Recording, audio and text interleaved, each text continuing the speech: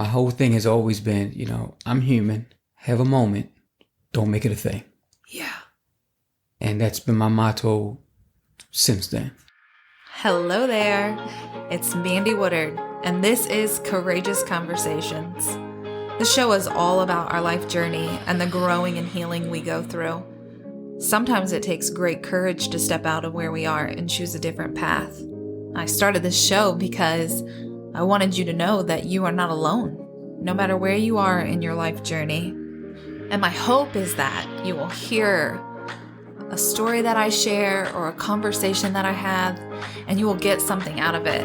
You will have an aha moment or a realization, and you'll know what you need to do, because it is my belief that we are all here to help each other grow and become the best version of ourselves and find what our purpose is. So thank you for being here. Thank you for listening. Let's get started.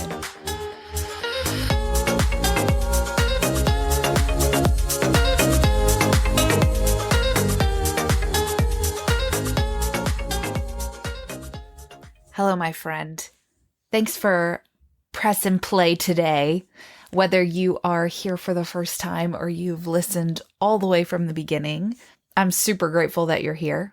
I'm very excited about my guest today. I think I always am though, right? I get to talk to some pretty amazing people. We are on episode 27 though, and it is May 16th, 2023. I'm actually recording this on Sunday though, because I have a very busy week and I wanted to get this done and uploaded like an organized person. I think if you follow me on Instagram, you know that I tend to do these things last minute, but we're doing better, okay? It's our habits. We have to do better with our habits. That's what I'm doing.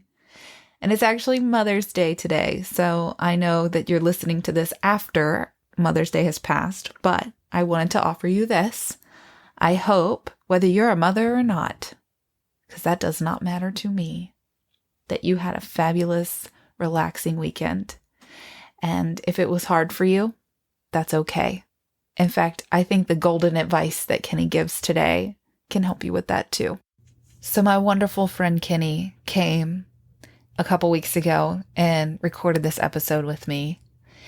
And I knew I wanted him to come record this episode. He was actually one that I had wanted to do the Amanda Hoyle show with back when I was doing the Amanda Hoyle show. And it didn't get to happen. So this was so beautiful that he got to come and share this story. And it was all in perfect timing, because I think having come so far on the other side of his journey, specifically with his stroke and all the other things that he's been through, which he's going to share with us, it was just perfect because he was able to share his wisdom.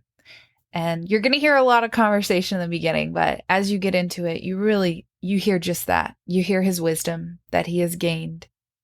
I feel like he's probably been this way his whole life, but it's being able to sit and learn from his experiences, and not just with his stroke, but losing his mom, being a dad, doing the work that he has done in his life. It's just, we all can learn from each other. And Kenny is, without a doubt, a wonderful teacher. There's a couple things I want to say ahead of time before you listen to this conversation, though. And the first thing is, I've known Kenny for a really long time. He worked with my husband for years before my husband left and went to a different place. And so he's been around us since the start of our family. My son was born in 2007, and we came to know him in 2008. So he's really been around us for a long time. My husband's name is Richie. So if you're new here and you haven't heard our episodes together or heard anything I've shared, you know now when he talks about Richie, he's talking about my wonderful husband. And he shares a few sweet things. So, okay, that's all I wanted to say. Without any more of my chattiness, here is my courageous conversation with Kenny Gordon. Kenny, here with me today. Kenny is an old friend. That's what I'll say. How long have we known each other? Since 2008. 2008? Yes. Well, because Richie started in 2007, but you didn't meet me yet. Correct. So Richie came in 2007. My wife came on in 2007 as well. I didn't come on to the following year. No, okay. Yeah, so believe it or not, I'm actually one of few that's actually worked at the job twice. Okay. So I did 10 years, 11 years, left, went back and did juvenile corrections. Then I went to TSA for 5 years. And then after that, I said, I got to go to Winchester with you. And she's like, we got to go to Winchester. And I'm like, okay. We were living back in Baltimore at the time. And thank you for Daria, because she was like, let's move to Frederick. I'm like, why Frederick? She said, well, that way it'll take you 45 minutes to commute and me 45 minutes to commute. And I had promised her once we came back home that she would never have to commute again. Yeah. So I said, you know what? We'll just go to Winchester if that's where your job's going to go. And I'll commute until I find something. And then eventually I got back on and did another 10 plus years before eventually retiring. And how spoiled over here to be so close. Yes, because especially when I talk to my friends and family back home, they's like, oh man, how long is your ride? Because we did from the Baltimore DC commute, which is 50 miles, but an hour and a half going and 2 hours coming home. Yeah. And I'm like, I got time to listen to one song on the radio and a commercial, and I'm at work. And it was two of us on the same shift. So we drove one car. We was getting gas like once every 2 or 3 weeks at the time. That's awesome. For one car. So yes, we were very spoiled. Are you from Baltimore? I am originally born and raised in Baltimore, and my wife's born and raised in Philly. I didn't know that. Yeah, so we just, we do like it here. Yeah. We've been here now 17 years, but we're used to the city amenities. Yeah. Philadelphia, Baltimore, working in D.C., for half our lives, and especially the first portion of our lives. So it makes things easy for us now, too, because, we jump in the car and we don't want to go just to Martin's or Walmart because they're the only grocery stores around. Right. Like, we want to go to Wegmans. We want to go to Whole Foods. We want to go to Harris Teeter, So, again, just being in those larger areas, we miss those amenities and stuff like that. Are you telling me you're trying to move? Daria has 2 years to go. Oh, she's not retired yet. Yeah, she's not. She has 2 years to go. So, we're in discussions now. We're not sure where our landing spot's going to be, but we also know and realize that the older we get, how often do we want to jump in the car and go ride to a Wegmans or somewhere else? But, you don't want to be house poor. Right. Like, you don't want to move to Northern Virginia, so to speak. And, yeah, you can afford to pay your mortgage or your rent. Right. But you can't do anything else because you're paying it all there because the prices are so high nowadays. So, we are in a good location. We're an hour and a half to Baltimore. We're an hour and a half to D.C., 45 minutes to Northern Virginia. Yeah. So we're in a location where, it's not bad. But again, as we get older, how long do we want to jump in the car to do those type of things? Yeah. So one of my favorite places right now is Raleigh, North Carolina, which is where her sister lives. So you can kind of get the amenities of the big city and still kind of get the lower prices of the suburbs. The rural areas like this. Yeah. But we're not sure. And I like Four Seasons. Yeah. I love the all 4 seasons. But I'm also getting old enough to, I'm getting tired of the extreme snow. Yeah. And the cold. We didn't get any this year. We didn't get any. And actually, before I got sick, we had that great big one. Yeah. And I bought a snowblower, and it took me like 4 years before I used it. And I'm like, man, I just want to play, I just want, I had to get myself together first for the first year or two and after recovering. And once I got it and had to use it, I'm like, oh man, I live in a cul-de-sac. So I did my snow driveway. I did that on the neighbors. I'm like, wow, I get to play with my snowblower. And I came in, took a break, filled up the gas tank. And I was like, go back out. Oh, they need help. And I'm like, they're halfway done. I got the rest. Don't worry about it. So funny. But again, I'm kind of over that now. So if it was up to Daria, we'll be out west or down south somewhere. She's like, I just want to be warm all the time. Yeah. But like I said, I love the Four Seasons. I do too. I don't know if we could leave Virginia. We've talked about it, but I don't know if I could. Now, see, your family's here. Well, do you know though, we're actually really spread out, kind of, to me. So you say Baltimore is only an hour and a half. I'm like, my sister's in Baltimore right now. Like, that's where she lives. Okay. And I'm like, can you come back, please? I don't want to drive to Baltimore. But it's such an easy drive. Oh, is it though? Is it, Kimmy? Is it? Well, be mindful. So we moved here in 2007. And I actually commuted from here to BWI when I was working at Oh TSA my for almost a year. And where my parents lived was right off the main beltway. Yeah. So I would get off work and just go over there, have dinner with them, wait for traffic to go, and just come on home. And that's when I actually started listening to sports talk on the radio, because I'm like, this ride is boring. I started listening to books. Yeah. And I'm like, oh, wow, this is easy, because there was no traffic from that route, from 70 to here. There was no traffic. So I'm like, this is easy. Then I got to the point I was getting to work, and I called my supervisor and said, hey, I'm downstairs. I just want to finish this last chapter of this book. And it was just funny. And I'm like, okay, this is, and the ride was so much easier. Yeah. Now, I didn't know you did juvenile corrections. I did that for 4 years. In fact, when I left the job, Daria took a job back at headquarters. Yeah. And when she took a job back at headquarters, they weren't doing spousal transfers at the time. Yeah. So I actually left and had some friends in the juvenile correctionals, and that's when I jumped on board there. And I liked it a lot. It is a lot of hard work if you care. Yeah. If you care about your job, if you care about the juveniles that you're working with, it's a hard job. Because I had left the government, I was working there at the facility, but I was also working part-time at a couple other places with juveniles. I was learning the difference between bad behavior versus mental health. Yeah. And that was good because I dealt with a group home on the side where we had mental health of young adults. And it was just basically social skills, helping them how to write checks and stuff like that. But I learned working at both of them at the same time that, hey, everybody that's locked up aren't necessarily bad people. They had some stuff going on. Yeah. And then you had some people who were in mental health situations where it's like, hey, you're over medicating this person. This person is just not a good person. Right. And I started to learn the difference in the behaviors on how people were responding to different things. Like, okay, does this person have an issue, or is this person just beating the system? Right. And I learned that by working at both at the same time. Yeah. You know, I learned, again, working at the correctional facility,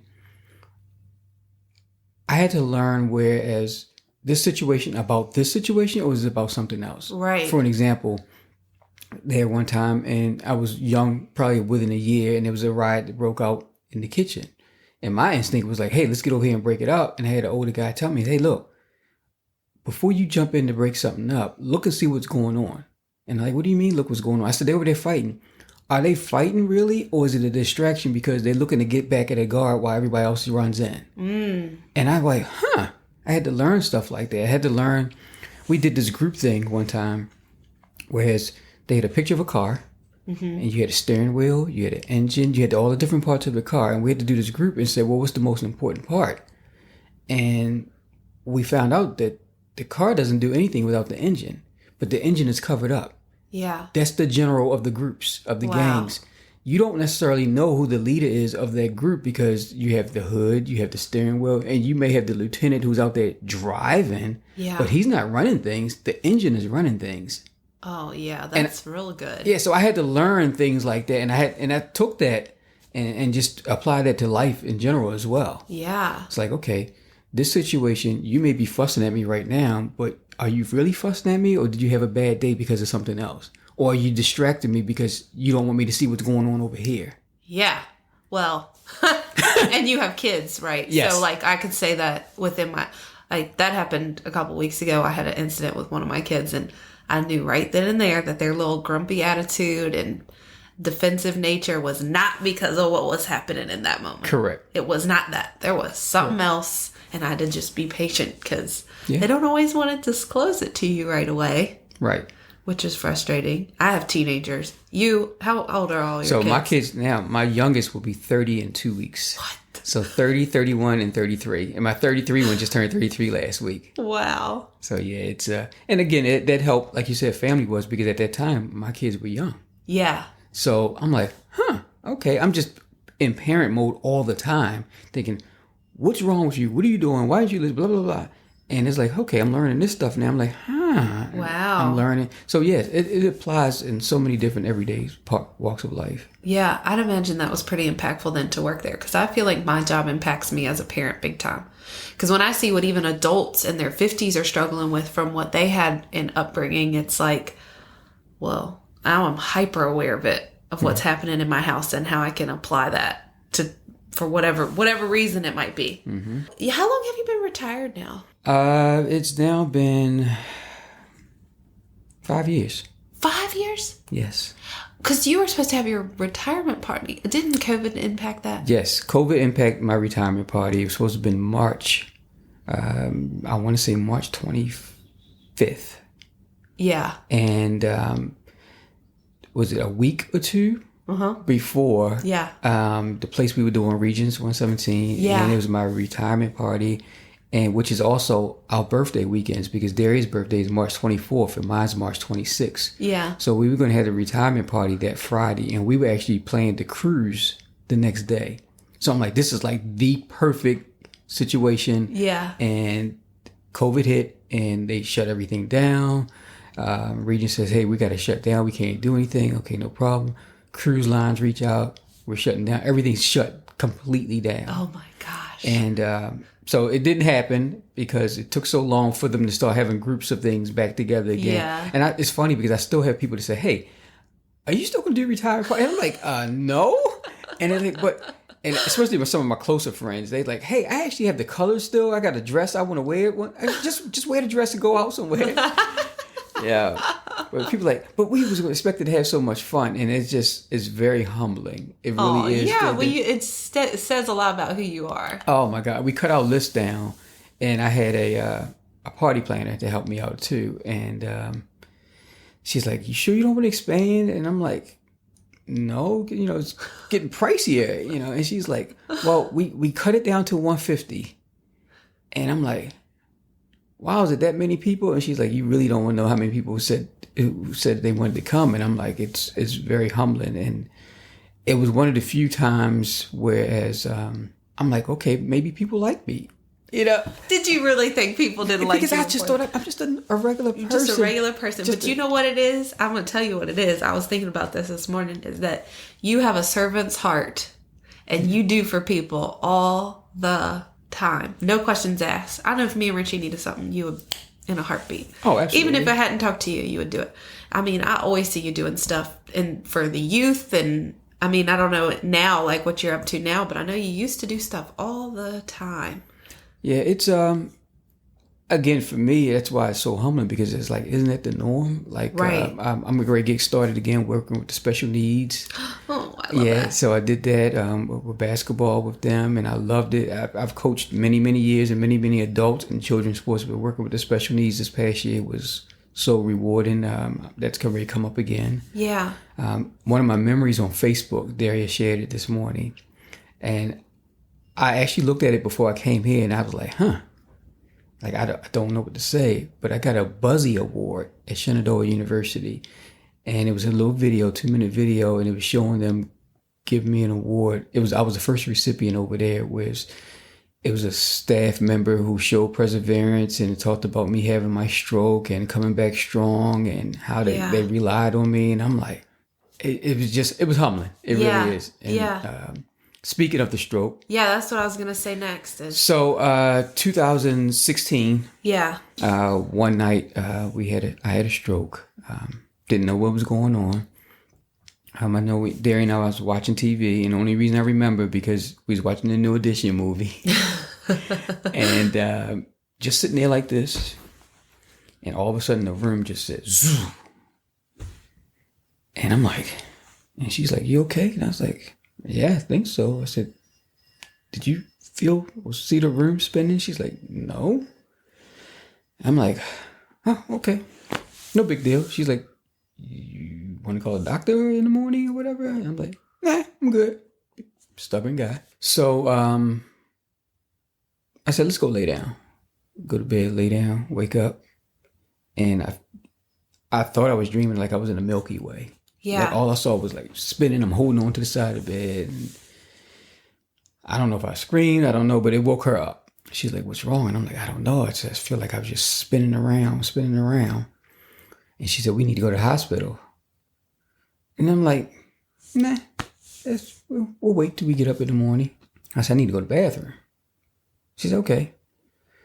And I got up and I said, I need help.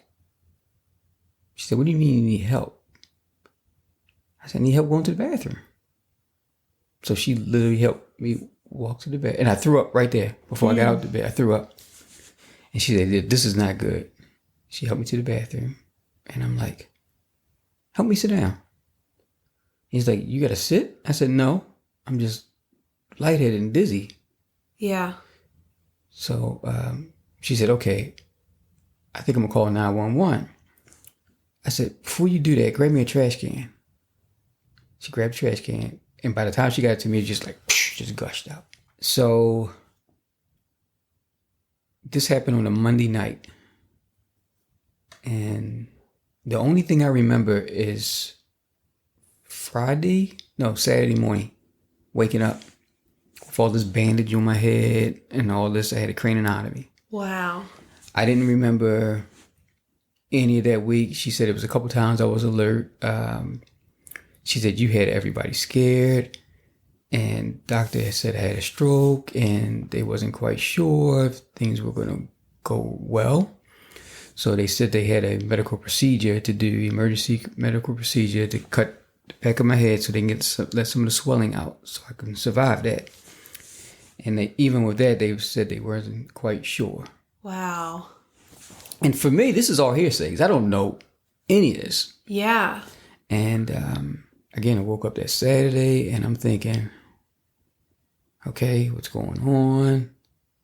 And, she told me everything. My brother was there. Richie was there. Yeah. And I'm like, okay, well, we had a cruise in a couple weeks. So I'm like, all right, well, let's, they was like, nah. I'm like, what do you mean? And I didn't realize how bad things were. Like when I say bad, like I couldn't go to the bathroom on my own. I couldn't do anything. Wow. And I didn't know. I didn't remember anything that week. And she said, yeah. And again, I've always said, sometimes blood doesn't make you family, love does. Yeah, I agree. And she's like, yeah, and Richie was here with me the entire time. Aw. And she talked about some other people, some other friends and family. And I'm like, and it's funny, ironic, probably these last few years, I'm starting to get some of that memory back. Definitely nothing of that week still. Yeah. But like I'll have conversations and people checked up on me. People from Baltimore, people from all over were coming to see me, either at the hospital, the rehab center, to the house once I finally got home.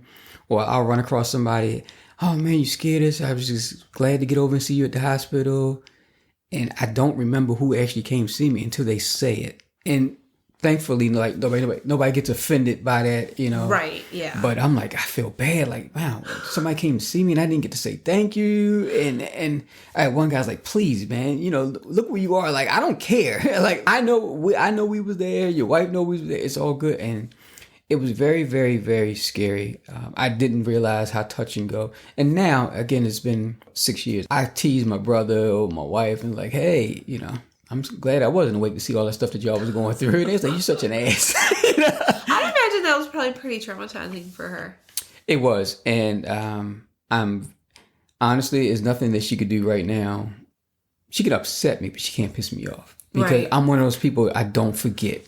And to know that she was there every step of the way, had it not been for her to make that call, we were already told, we don't know if I would even have waken up. Well, what's crazy to me is your symptoms. She must have really been listening to her intuition, because that could have been the start of a stomach virus. Like that happens when you have the stomach virus. Yes. I mean, the galaxy thing, I get that. I've had that before, but I don't think I was having a stroke. When I start to have the stomach virus, everything turns white. I'm going to faint.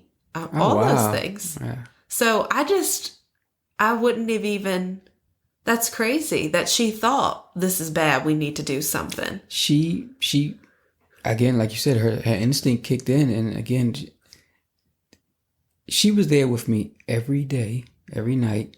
That there was only one night.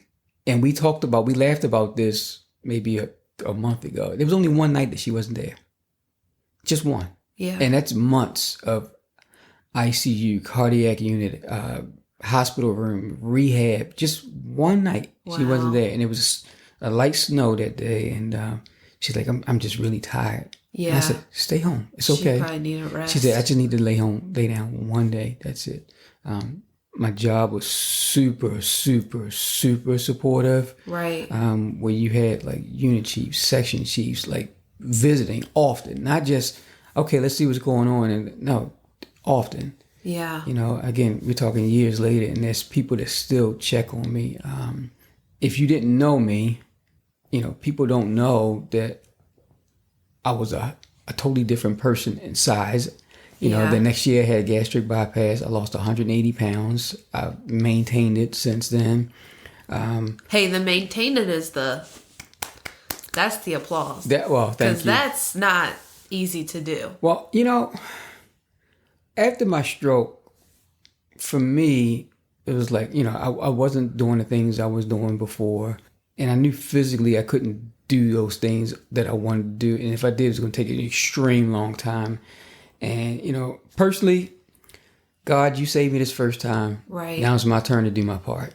Oh, yeah. And I don't want to get sick. I don't want things to happen. So I had the weight loss surgery. And again, I maintained it because, you know, I've had family and friends who've had bariatric weight loss. And I saw some of the things where, like I had one close cousin and she told me she's had it twice. She said, because, you know, I went back to my old eating habits and, you know, and it was about eating habits. And she said, I just didn't change. She said, you know, just stick with it. Yeah. Once you get to where you're going to be, stick with it if that's how you like it. And she admittedly, she didn't do it. And like, she's actually thinking about a third time now. And I'm like, you know what? I don't want that to happen. And again, it's my turn to do my part. People who don't know me or just meet me in these last 4 years, they look at me and I'm just some regular guy. They don't know about my stroke. I mean, it took me almost a year to walk. Wow. Unassistedly. I do remember all of that. Yeah. You know, I had, you know, when I finally come home from rehab, you know, I couldn't drive for a long, long time. I had a walker. After my walker, I had a cane. I still have a cane in each one of our vehicles just in case I'm having a bad day or whatever. You know, I still don't have feeling on my right side. Really? So like when we go places, or, you know, friend's house or hotel, if we're on vacation, I usually go in the shower this way first, left side first, and I am right hand dominant because I could burn myself. Yeah. Before I know it. Right. You know, but there's no sensation in my hands, my whole entire right side. I still stumble. You know, my wife, my son, and my brother, they tease me because, you know, at the car dealerships, you got those things to do like that. Yeah. So they say that to me. You know, one of my I'm glad they laugh. I mean, you gotta laugh. Oh, you have to. But still, I'd be like... One of my old supervisor, he calls me, instead of like 2 chains, he calls me 2 canes because I had 2 canes at one point, you know. And, you know, we, again, thank God that we can laugh about those things. But, you know, I still have these, I still can't smell. You can't smell? No, which is crazy because I can taste. I can taste with no problem. But I can smell if it's like right in my face. Yeah. And or it's very, very strong. Right. So like when I'm showering, when I'm in the shower, I can smell the shower gel right then and there. By the time I come out the shower and I'm drying off and everything, I can't smell it. Because I just can't smell. Yeah. But that is neurological. I don't know if people realize that your sense of smell is a neurological right. thing. Because people say, well, and that's why I threw out the taste. They say, well, taste and smell are the same. I said, not for me. In this situation, I was tested. I deal with short-term memory loss. Mm-hmm. So it's like, if it happened within a week, but if it happened in 1980 something, I could tell you the day, the rain, the weather, and all that stuff. But that's getting better. Sometimes it just takes me some time to gather my thoughts, and it doesn't make me mad that it happens. Again, I thank God that I'm still here. Right. But it frustrates me sometimes. Like we're having a conversation about water. Yeah. And I wanted to say something about that water, and I'll be driving home and like, God, that's what I wanted to say. But see, I do that, Kenny. I'm the worst with that. But I was doing, my mind was so sharp. So. But I know what you mean. Like, I get it. It's totally different. You know, I was getting my nails done last week, and this older lady came and sat next to me, and she spoke very slowly, and I just sat there and listened to whatever she wanted to say and had patience. And she was like, I had a stroke a few years ago. And then she explained to me, like, it's very frustrating when the words are there, but she can't get them out. And I'm like, well, I got all the time while she's doing my nails. You just take your time. And then sometimes, like this lady you're speaking of, I get where she's coming from. You slow down so you can methodically say what you want to say, and you kind of take your time to make sure you get all of your thoughts. Yeah. And I've done that because I'll get comfortable.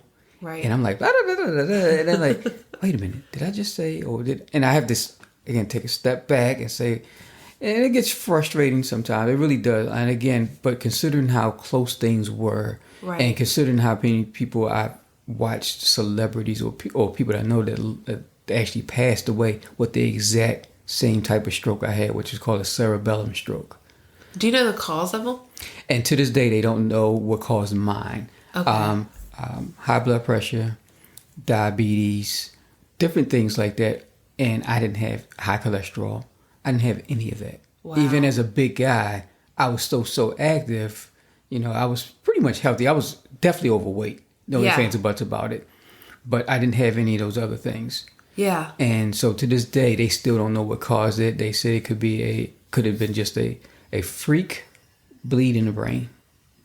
That just is So- mind-blowing that can even happen. Right. And so for me, honestly, my relationship that I have with God, so to speak, not getting all deep in religion and everything, but I'm at peace. Yeah. I know the next one may not go well. And they say once you have a stroke, you can have more. I guess the type that I had and the big one that I had, you know, then if I Right. have another one, and I'm like, you know what? I've recovered. I had a second chance at life. I can say that I've truly enjoyed this second chance at life. If you say it's time, it's time. I'm good. Darius good. Family's good. Nobody wants to see anything bad happen, but, you know, I made sure my insurance was good for them. And she's like, shut up, I don't want to hear that.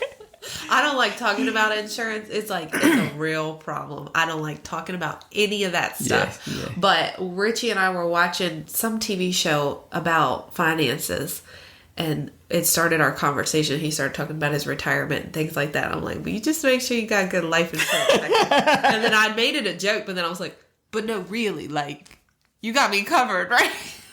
Right. You have to, for the kids. Yeah. You know, I just want to make sure everything's okay. You know, and at the time of my stroke, we were doing okay financially. You know, we both had good jobs. You know, we was working overtime. We were fine.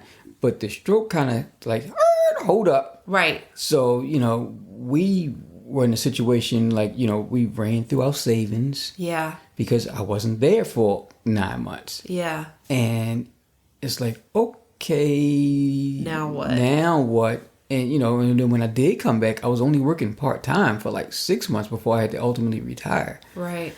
And it was like, oh man, this sucks. But you learn to adjust. Yeah. And you're like, okay, well, we made it now. It's like, okay, we made it all these years with just this amount of money. It's like, we could have been doing this the whole time. And you know, you get a different perspective on how you should save your money or how you should invest your money and stuff like that. And again, it caught us off guard because we weren't expecting. We had just bought 2 new cars. We were like, hey, we're golden. You know, and it's like, all right, now. Right. So, of course, again, thanks to God that we actually had a savings account to carry us through. But you learn to adjust. And like you said, insurance is like, whew, okay. Good thing we had insurance while this was going on too, you know. Medical insurance is good, and the health and then the life insurance, like, oh, okay, this. Yeah, it's a lot. You know what I want to know though is like how that first year I'd imagine it got frustrating not being able to walk. Yes, it's. I think the worst part of all my rehab was not physical therapy. The memory part, it was frustrating, but it didn't make me mad. The worst part for me was the orthopedic. I mean, not the orthopedic. I'm drawing a blank. But anyway, Is it cognitive? I had to do that. How was that? That was okay. Just like the physical therapy, occupational therapy. That's the word I wanted to use. And I don't even know what that is. So occupational therapy, that was the worst because that was the most frustrating out of all of it. because I had to do vestibular therapy. That was with like the crystals in your head to align, because I started getting sick all the time. Like I was already a motion sickness person, Right. But it just made things even worse. And they did these things, and you line you up, you let your crystals, you hold your head for 10 seconds. That's the vestibular therapy. Oh, okay. I know what you're talking about. Okay, but the occupational therapy, like today, I still have a bowl of rice at home. Uh-huh. And there are items in the bowl of rice, rocks, keys, different things. And I have to feel without looking to see what's what. And because I still don't have any sensation on my right side, that's frustrating. If I put my hand on the table right now, I can tell you the difference between a dime and a quarter because of the size, but I couldn't tell you the difference between a quarter and a nickel without looking at it, because the quarter and nickel are so much similar in size. Right. So it's stuff like that that's very, very hard. The walking part, believe it or not, once I started using a walker, I'm like, shoot, I felt like the old people in Costco. I'm like, I'm good, I'm like, then started using the cane. And again, got to the point, I think 2 years ago we were doing like 2 or 3 mile walks every weekend, me and Daria. And we would take the cane just in case, but it got to the point where I was just carrying the cane. Right. And riding my bikes. We were riding like 3-4 miles. Wow. And it's like, okay, we're on our way now. But it was frustrating learning to walk again. But again, the worst part was definitely occupational therapy. Because again, even now, it's tough. I'm on my phone. And I got to hold it with my right hand and touch it with my left hand. Because if I'm holding it with my left hand, touching it with my right hand, I got to like... Oh, because you don't even know how much pressure you're right. using. And they tease me a lot. Oh, my God. I tell you, I have the best family and friends. Short story. 3 weeks ago, saw one of my cousins. He's more like a brother to us. He's only a year older than me. And I said, hey, man, how you doing? I, gave him some dap or whatever. He said, good God. I said, what's wrong? He said, man, you almost broke my hand. He said, you ain't shake my hand like that in like 50 years. And I'm like, and they tease me because I don't know my strength on my right side. Like, it's not as strong as my left side, even on right hand dominant. But I tend to, like, if I shake someone's hand or I just pat somebody, whatever, because I'm compensating for me so I can feel it. Right. I'm drilling somebody else and not realizing it. I'm like, oh, my bad. I'm sorry. Taking them out. Yeah, and they tease me all the time. Like my son would come in and I was like, hey, what's up, man? How was your day? And I'm like, he said, come on, you don't have to hurt me so much. And I'm sorry, I forget. And again, it's more or less for me because unless it's, again, just like my smell, unless it's really impactful, right, I don't really know. And, I'll be driving and Daria's sitting in the passenger seat and we're talking, we're laughing or whatever, and she starts putting her arm around me or she'll start rubbing on this side. And I'm like, not knowing what's going on. And I'll look up and it kind of startles me or whatever. Or I'll think it's a fly or something like that. I'm like, what are you doing? She said, you didn't feel that? No. Like, it's been years. I didn't feel that. She's like, I just wanted to see. I'm like, gosh. Just test it. Just test it, yeah. That's so funny. Yeah. So like you said before, it's definitely good that we as a family and friends and close friends can laugh about it now based on where we were back then. Yeah. I mean, I laugh all the time. I cut my finger off when I was 15, and on the way to the hospital, all I did was make jokes. And my mom said, I would rather you be crying right now. You don't have a finger? No, I do. They sewed it back on. And my nail lady did a real good job making my nail not look like, because otherwise it curves like a witch finger. I call it my witch finger. But you can see it's right here is where I did it. My whole, everything got ripped. It was disgusting. I never knew that. But I prefer to joke. Like, I crack jokes giving birth. Like, that's my choice. Well, I understand. Like I said, the week of the stroke, like, people say, well, how was it? I'm like, I don't know. Ask them. I wasn't alert. I was asleep. So how was your mindset through all of it? Like, did you have to do anything to do work, or it's just something natural that you've always, because you have, I believe from my observation, that you always have had a growth mindset. Well, it's funny because in May, my stroke was in January 2016. My mom had passed in August. Uh-huh. So our dad had passed 9 years prior to that. Wow. So my mom's house was in Baltimore. It was just my brother and I. And we're total opposites. And it absolutely worked for us. Uh-huh. And we were very close-knit, the four of us. So I pretty much handled all the admin stuff when my mom passed. My brother was like the muscle, I like to say. Right. So if it's, go to court or go to write a letter or do whatever needs to do, Grace sell a house, do whatever, I handled all the stuff. But if I said to say, hey, man, look, I need you to go to the house and do such and such, he's like, I'm on it. And he lived on the other side of Baltimore, Edgewood. So he would go to the house, do whatever he needed to do. And it was always like, hey, what do you need me to do? And I'll just say, okay, I'll take care of this, whatever. He's like, all right, cool, got it. And again, it worked for us because we were total opposites. So I had my stroke January, going through everything I'm going through. First, it didn't take long. I was like, okay, well, what happened? Well, we don't know what happened. All right, cool, whatever. Let's just live better, do better. No big deal. So my mom's birthday is May 28th. We sold the house that we grew up in for 40 plus years. Wow. In May. And it's ironic, 2 years prior to my mom passing, she's like, hey, if something ever happens to me, what are you guys going to do with the house? And we was like, well, we really don't want to talk about that, Yeah. And she said, no, we need to have this conversation. And we like, well, I live in Virginia. Chris lives on the other side of town. Everyone's established. So, we don't want to deal with renters. We don't want to deal with that stuff. So maybe we just sell it. And we was like, she's like, all right, cool. I just wanted to know. That's a good idea. And I'm like, okay. All right. So we knew we had to, again, with us being so far, and the house has already been sitting there for like 6 months. We like, okay, let's just do what we need to do. Let's just go ahead. So I went there for the closing in my walker because I wasn't walking then. And I had just come home from rehab. So, got there to walk at the closing. So we sold the house that we had been in for 40 plus years that we grew up in. Our last physical memory, so to speak. Right. Mother's Day was the week before. And my mom's birthday was the week after. Yeah. So for the first time, probably in my life about anything, I didn't care. I had gone through this stroke. My mom was the type, my family was like, if something's going on, I'm going to be there. Yeah. So my mom wasn't there to check on me. She was already retired. She was like, there you go to work. I got you. Right. My mom wasn't there. My brother had been ripping and running up and down the road. We just sold the memory. It's like, wait a minute.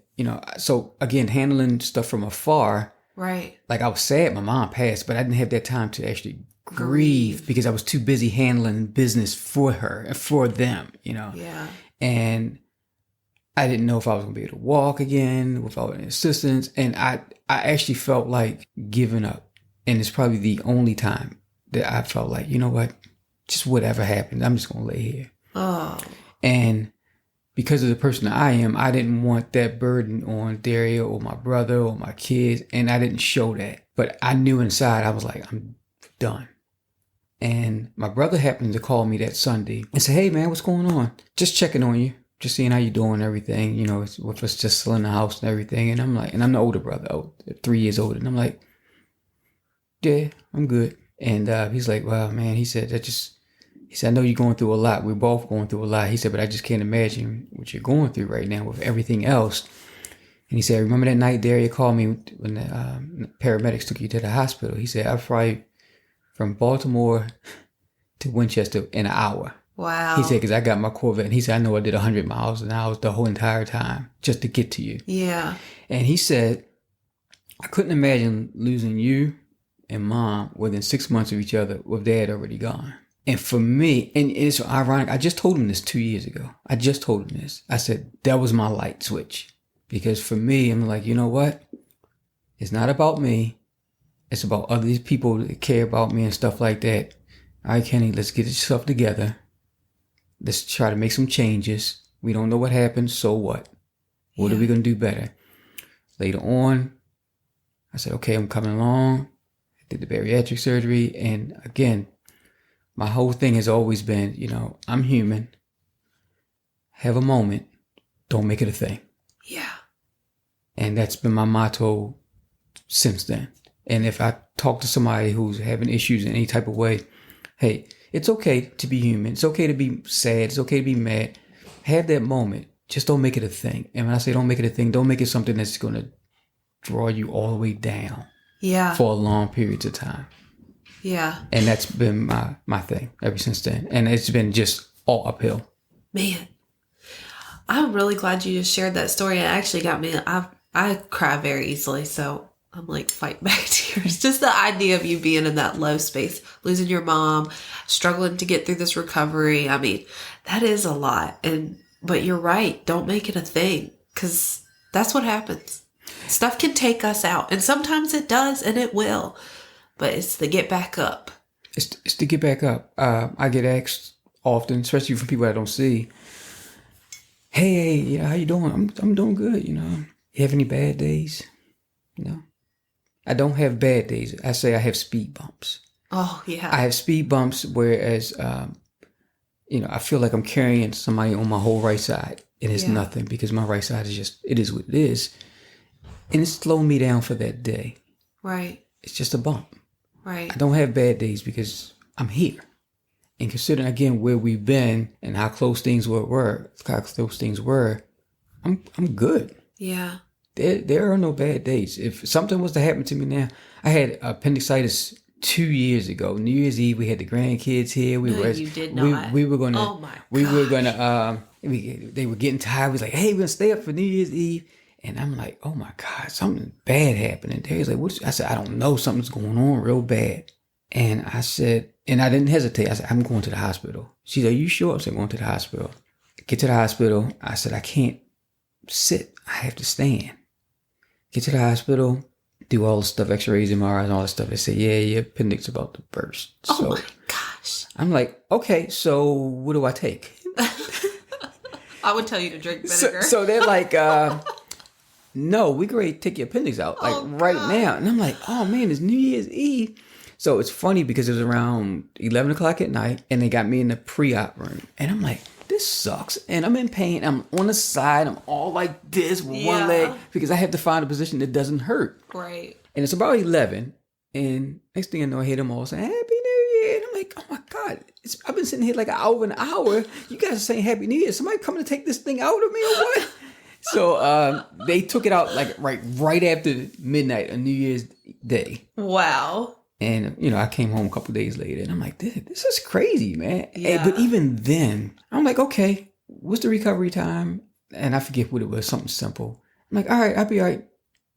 No big deal. And, some close ones like, are you sure? I'm like, I've been through the worst. Yeah. I got, in fact, right now, I'm scheduled for 2 knee replacements. Wow. And I hear the pain is bad and I know the physical therapy is going to be long. And I'm like, okay, I'd rather suffer for the next 6 months than suffer for the next 6 years. Yeah. And I'm like, people don't realize the back of my head was cut open. I can handle that pain. I had staples in my head. I can take any pain, and for everything, I can see the light at the end of the tunnel now. So It's like, I'm going to go through whatever, but it's going to be okay. Yeah. Again, have my moments. Oh, this hurts. This sucks. Yeah. Well, that victim mindset, everything's happening to me, not for me, like that. I mean, and sometimes it's justified. Like, I get it. That's a lot. I'd be like, okay, this is a lot. And it's a lot. And I understand it. But just have that moment. Just have your moment. Right. It's okay. You have to yell. When I hear people who's going through some things health-wise or lost a family member, I'm like, hey, I'm here for you. If you want to fuss, cuss, cry, laugh, just somebody sit with you. I'm here for you. Yeah. And I was very, very, very, very, very, I can't say it enough, fortunate to have friends and family that was close to me through this whole ordeal. I've actually went back to the rehab center.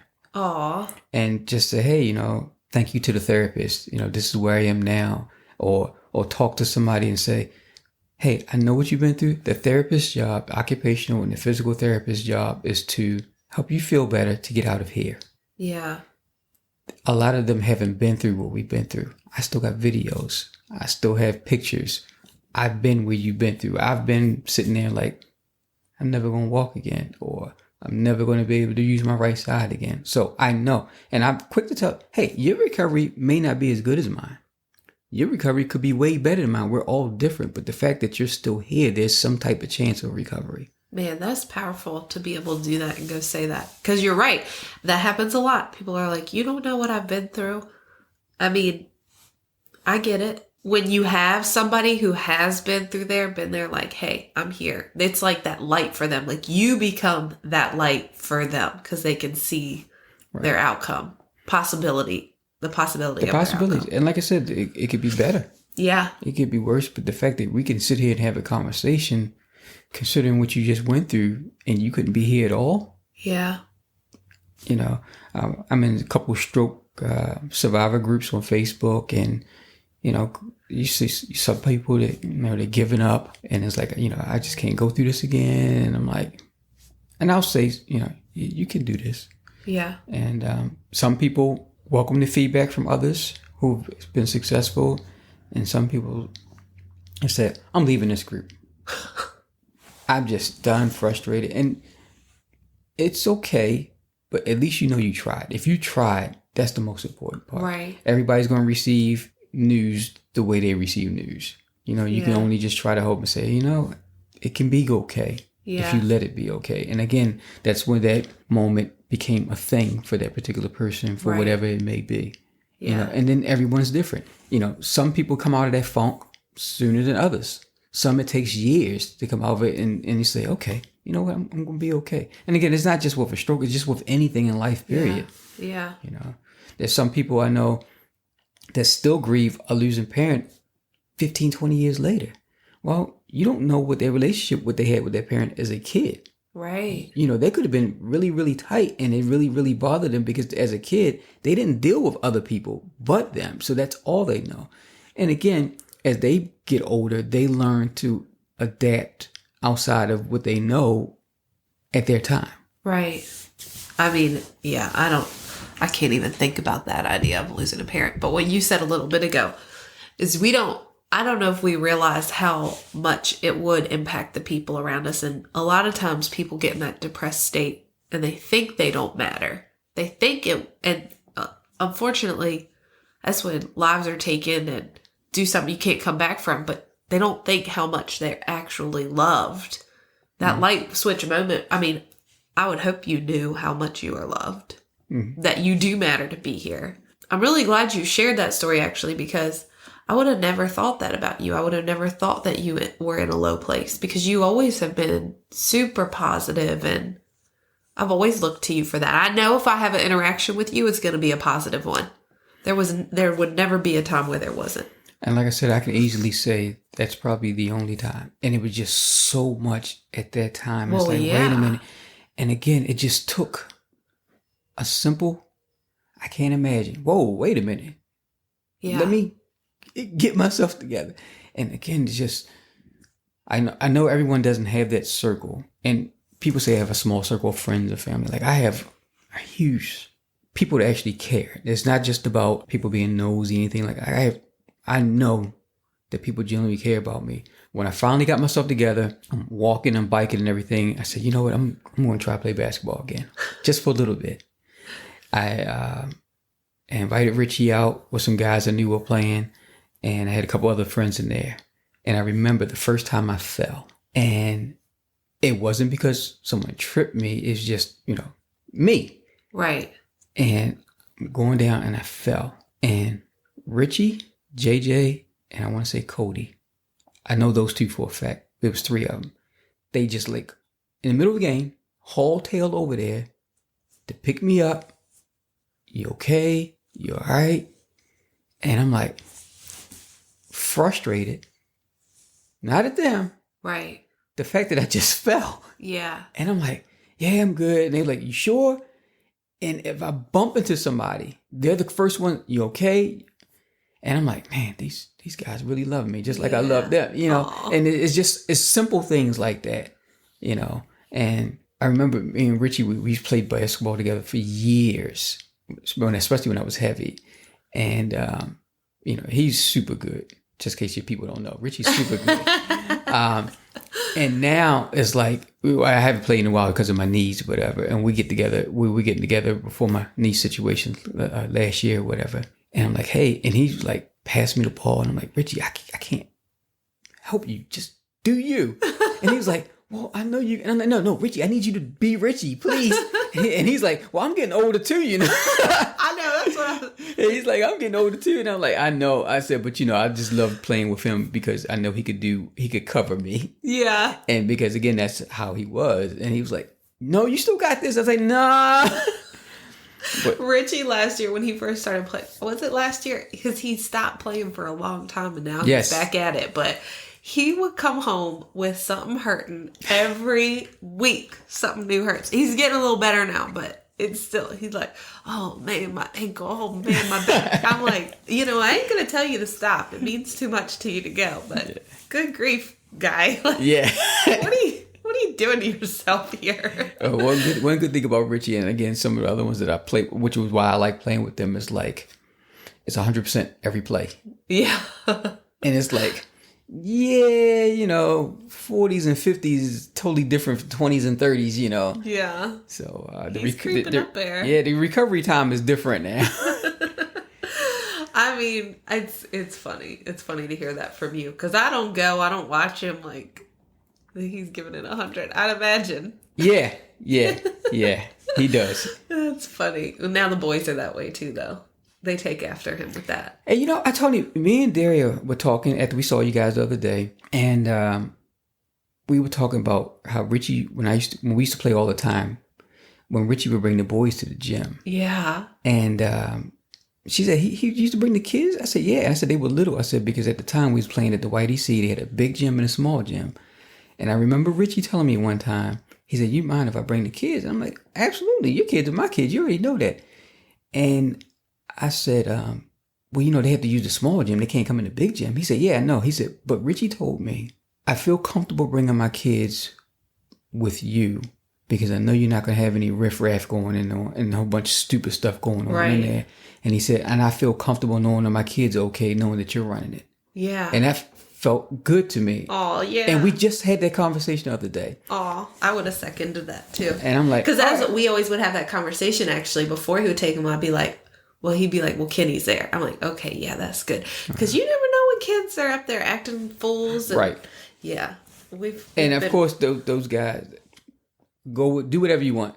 You got this. And like in between, I'm like, I probably checked on them more than Richie did because I'm like, all right, let me go see where the kids at. Hey, y'all good? Yeah, we're good. I said, okay. Oh, I appreciate that. I mean, we are like that for sure. We don't, I don't know. I haven't come through the other side of parenthood yet, but we've never let off the gas. Like even now, where are you? What are you doing? I'm got their location on my map. Like, and the thing about it is, it's different. Yeah. Because like we talked about this earlier, you have to worry about more now than you had to worry about, say, when you were a kid or whatever. You're like, your parents, like, at least for us in the city, is like, street lights come on, everybody come home. Yeah.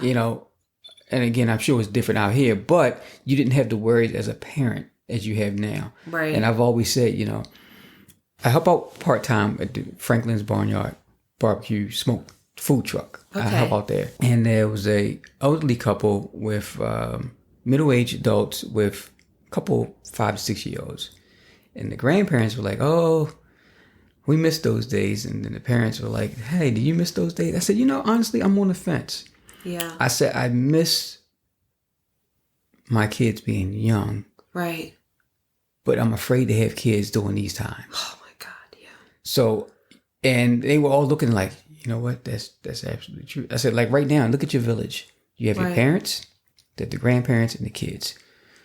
Whereas back then, you could send the kids to the food truck or whatever and not have to worry about nothing. Yeah. I said, but you have to have a village now. You do. And that would be the scary part. My grandkids are 6, 8, and 10. So we go up, they're up in York, Pennsylvania. So we go up and catch them at least once a month, sporting stuff or whatever, just to visit or whatever. Yeah. But I'm like on so high alert. Yeah. Like I want to be able to enjoy my time with you all, but I'm like, we're at the gym. I'm looking around, like, again, I have the small correctional part of my mind is looking too, like, okay, what's going on? And I don't bring that up to my daughter or her fiance or Daria, nothing like that. But my mindset is protect her. Right. Enjoy the game. Meanwhile, I'm looking around. We have football games. Okay. the woods are over there. Like, it's stupid stuff like, it's stupid stuff like that I don't even share with them because I don't want them worrying. I want them to enjoy themselves. But I nowadays have to worry about things because of the way times are. Yeah. I mean, I'm like that. I've always been like that, but I think it's because I was raised by a cop. So it's like ingrained in me to look, where's the wood? Like when Tristan was little, my mom told me this story. She went to a training and this woman she took her son to a softball game. This was in the 90s probably. And the team won and everybody went crazy and the place got flooded. Well, some man, they now know, they didn't know at the moment, came and took her kid. He was off playing at the ballpark, took her kid. They never found him.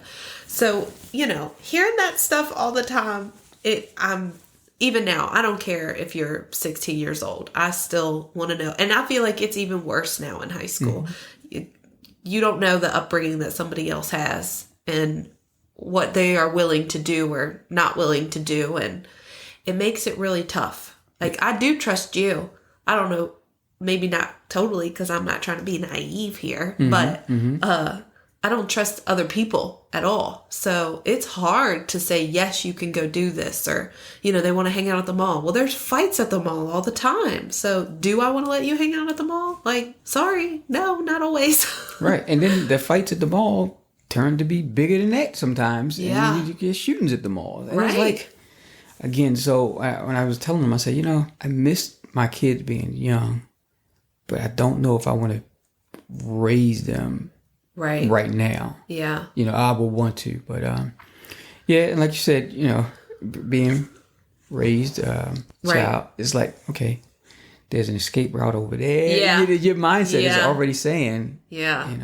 And again, for me, as I get older, and again, my mind's not all the way there, I put more of my focus on that versus actually enjoying it sometimes. Well, I would say that's a little bit of anxiety because I definitely have done that in the past. And I know that I tend to have anxiety. I've gotten way better, but I will totally miss a moment because I'll be so anxious over it. Mm-hmm. I got to work to not be that way. And then I'll get Richie on it. Like, he's more vigilant probably because I'm the way that I am.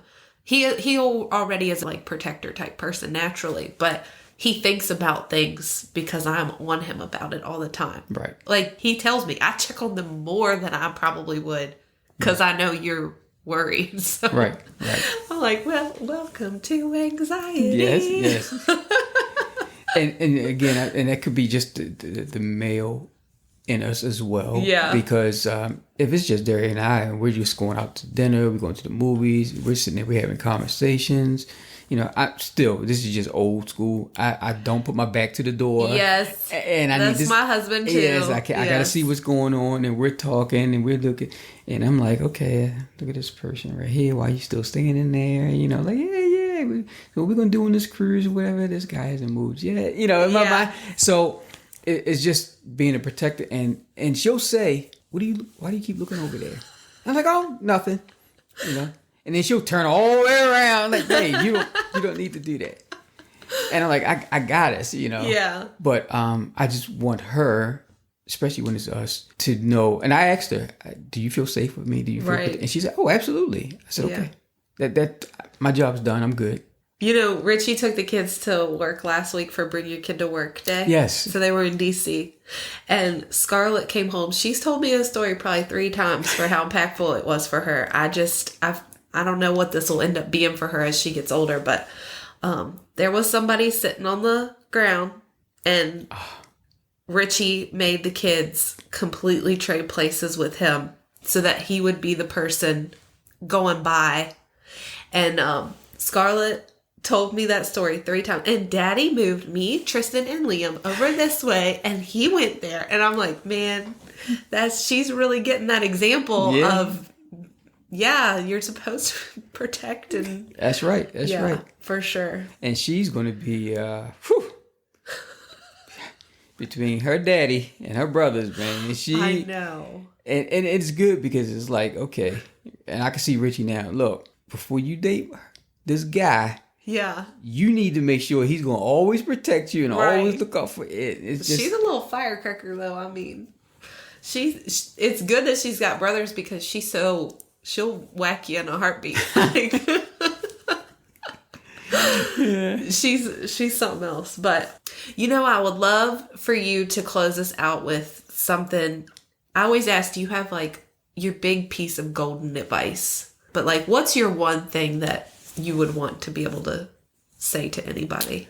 and I said it earlier and I say it all the time. Have your moments. You're human. Just don't make it a thing. Yeah. And that's with everything in life. Yeah. Have a moment. Cry, fuss, cuss, think, whatever you need to do. Just don't make it a thing. Don't let it bring you down. Yeah. Well, that's my favorite thing that you said today. Because it happens. It happens. It gets the best of us sometimes. But And we have to realize that we are normal. Don't think because something's going on that you're crazy. yeah. Or why am I so sensitive? No, we're human. Yeah. Have that moment. Because once you realize, you know what?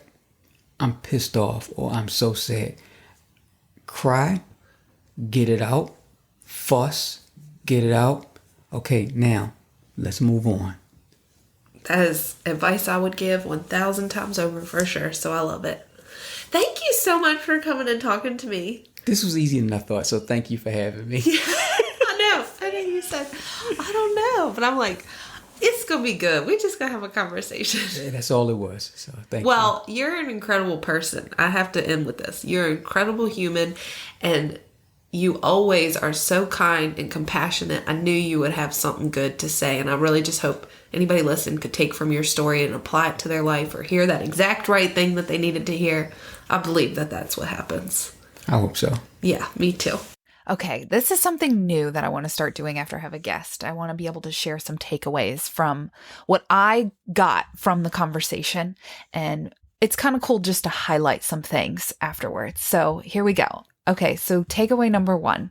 Usually what's happening on the surface is not the whole story, and it's up to us to look under the hood of that metaphorical car and see what's actually happening that's running the show in any given situation. Which, by the way, you can check in with yourself if it's you personally and ask, am I tired? Am I hungry? Do I need a hug? Those usually solve a lot of problems, and that was my little add-on to that. Takeaway number 2, you have been given the gift of life. And even when bad things happen, it can be a lot. Know that it's okay to be human, but also lean into the fact that you are still here. Have your moment. Don't make it a thing. Takeaway number 3. This is probably one of my biggest takeaways from talking to Kenny. Even with all that he's gone through, he continues to have a growth mindset. In no part of this conversation with me did I ever hear a victim mentality. He always took what was happening and moved through it without the woe is me type of attitude. I imagine this has contributed greatly to his recovery and even his health today. Takeaway number 4, it can be okay if you let it be okay. I love this because when we focus so much on the bad and only what's going wrong, it can really derail us. It can be okay if you let it be okay. Takeaway number 5, at the end where we talked about how hard it can be to raise kids nowadays. Yes, I wanted to add to this because yes, we definitely have our fair share of new challenges, but something I am continuing to learn every day is to let go just a little bit with these kids. We can't put our kids in a bubble, and we absolutely should be involved and know what's happening in their lives and where they are, what they're doing, all those things.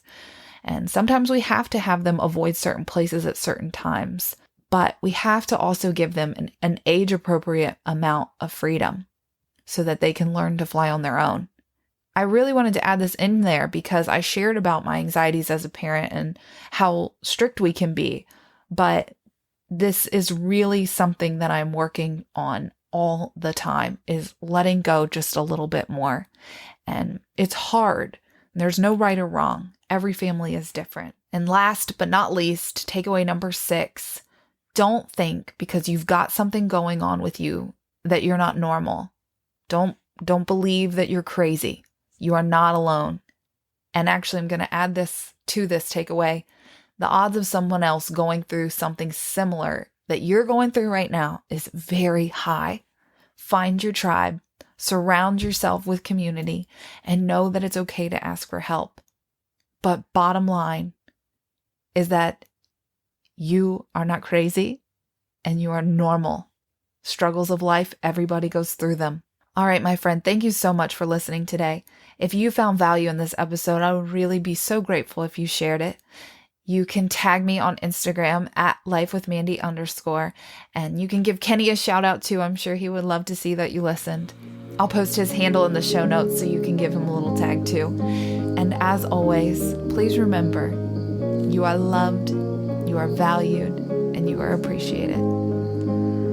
Bye now.